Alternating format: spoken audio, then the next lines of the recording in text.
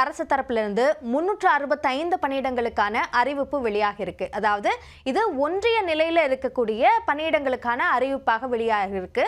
ஒவ்வொரு ஒன்றியத்திற்கும் தனித்தனியாக இதற்கான அறிவிப்புகள் வெளியாக இருக்கு. அதாவது எவ்வளவு பணியிடங்கள் இருக்கு என்ற அந்த விவரங்கள்லாம் தனித்தனியாக வெளியாக இருக்கு. என்ன பணி அப்படின்னா ரெக்கார்ட் ரைட்டர், அதாவது ரெக்கார்ட் கிளர்க் அப்படின்னு சொல்லுவாங்க, பதிவரை எழுத்தர், அதே மாதிரி ஜீப் ஓட்டுநர், அலுவலக உதவியாளர், ஆஃபீஸ் அசிஸ்டன்ட், அதே மாதிரி நைட் வாட்ச்மேன், இரவு காவலர், இந்த பணியிடங்களுக்கு தான் அறிவிப்பு வெளியாக இருக்கு.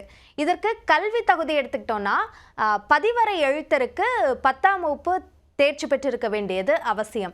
ஜீப் ஓட்டுநராக இருந்தால் 8ஆம் வகுப்பு தேர்ச்சி போதுமானது. ஆனால் 5 ஆண்டுகள் ஓட்டுநராக பணியாற்றிய அனுபவம் தேவை அப்படின்னு சொல்லியிருக்காங்க.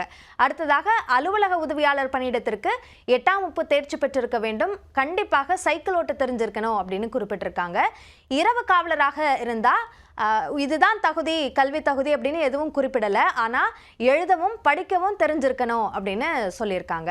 வயது வரம்பை பொறுத்த வரைக்கும் பொது பிரிவினராக இருந்தால் குறைந்தபட்ச வயது 18, அதிகபட்சம் 32 வரைக்கும். பிசி முஸ்லிம், எம்பிசி இந்த பிரிவை பொறுத்த வரைக்கும் அவர்களுக்கு 18லேருந்து வயது உச்சவரம்பு 34ஆக நிர்ணயம் செய்யப்பட்டிருக்கு.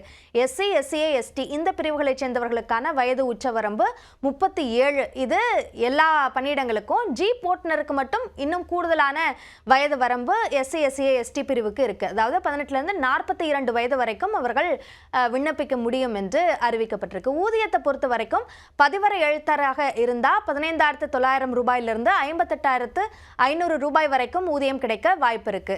ஜீப் ஓட்டுநராக இருந்தால் 19,500 ரூபாயிலிருந்து 71,900 ரூபாய் வரைக்கும் ஊதியம் கிடைக்க வாய்ப்பு இருக்கு.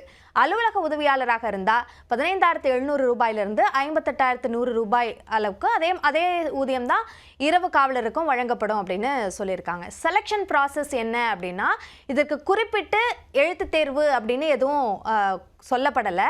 ஆனால் நேரடியாக என்ன பண்ணுறீங்க, எப்படியா உங்களுக்கு அந்த வேலை தெரியுமா, அதற்கு நீங்கள் சரியான நபரா அப்படின்றத தெரிந்து கொள்ளும் வகையிலான நேர்காணல் நடைபெறுவதற்கு வாய்ப்பு இருக்கு அப்படின்னு எதிர்பார்க்கப்படுது.